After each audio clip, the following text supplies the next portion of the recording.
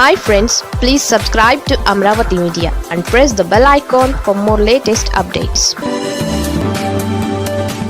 ఆ ధైర్యం బాగుంది. వైసీపీకి కలిసి వస్తున్న కాలం.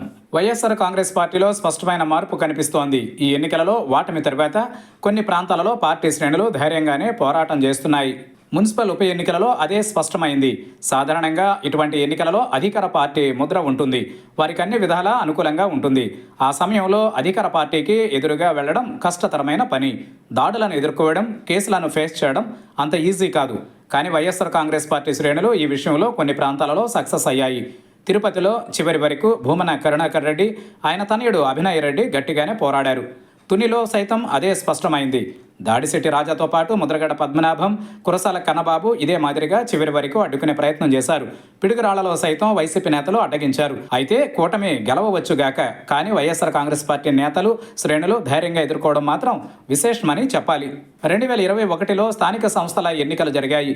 మున్సిపల్ ఎన్నికలలో వైఎస్ఆర్ కాంగ్రెస్ పార్టీ హవా నడిచింది. తెలుగుదేశం పార్టీ దారుణంగా ఓడిపోయింది. అప్పట్లో వైఎస్ఆర్ కాంగ్రెస్ పార్టీ దూకుడు ముందు నిలవలేకపోయింది తెలుగుదేశం. కనీసం ఆ పార్టీ శ్రేణులు నిలవరించే ప్రయత్నం చేయలేదు. ఫలితంగా రాష్ట్రంలో ఒక్క తాడిపత్రి మినహా అన్నింటినీ క్లీన్ స్వీప్ చేసింది వైఎస్ఆర్ కాంగ్రెస్ పార్టీ. అప్పటికే సార్వత్రిక ఎన్నికలు జరిగి 2 ఏళ్లు పూర్తయింది. అయినా సరే అప్పటి అధికార పార్టీకి ఎదురు వెళ్లడానికి తెలుగుదేశం నేతలు భయపడ్డారు. కానీ ఇప్పుడు ఆ పరిస్థితి లేదు. ఓడిపోయిన 8 నెలలకే వైఎస్ఆర్ కాంగ్రెస్ పార్టీ నేతలు కూటమి అధికారానికి ఎదురు వెళ్లడం చిన్న విషయం కాదు. వైఎస్ఆర్ కాంగ్రెస్ పార్టీలో ఒక విచిత్రమైన పరిస్థితి నడుస్తోంది. ఆ పార్టీకి కీలక నేతలు ఉన్న చోట పార్టీ శ్రేణులు ధైర్యంతో ఉన్నాయి, భవిష్యత్తుపై ఆశలు పెట్టుకున్నాయి. కానీ వ్యాపారాలు, కేసులు ఉన్న వైఎస్ఆర్ కాంగ్రెస్ నేతలు తమకు ఎందుకు అన్న ధోరణితో ఉన్నారు. అటువంటి చోట్ల వైఎస్ఆర్ కాంగ్రెస్ పార్టీ ప్రమాదంలో ఉందని చెప్పాలి. అయితే ఏ కేసులు లేని వారు, ఒకవేళ ఉన్నా భయపడిన వారు, వ్యాపారాలతో సంబంధం లేని నేతలు మాత్రం స్వేచ్ఛగా తమ వాయిస్ వినిపిస్తున్నారు. కూటమి ప్రభుత్వాన్ని ప్రశ్నిస్తున్నారు, నిలదీసినంత పని చేస్తున్నారు. నాయకుడిని చూసి కేడర్ కూడా ధైర్యంగా బయటకు వస్తోంది. ప్రభుత్వ వైఫల్యాలను ప్రశ్నిస్తోంది.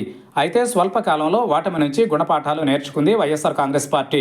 అటు కూటమి ప్రభుత్వం సంక్షేమ పథకాలు అమలు చేయకపోవడం సైతం వైఎస్ఆర్ కాంగ్రెస్కు కలిసి వస్తోంది. ఒకవేళ ప్రభుత్వంపై వ్యతిరేకత పెరిగితే వైఎస్ఆర్ కాంగ్రెస్ పార్టీ శ్రేణులు రెట్టింపు ఉత్సాహంతో ప్రజల్లోకి వచ్చే అవకాశం ఉంది.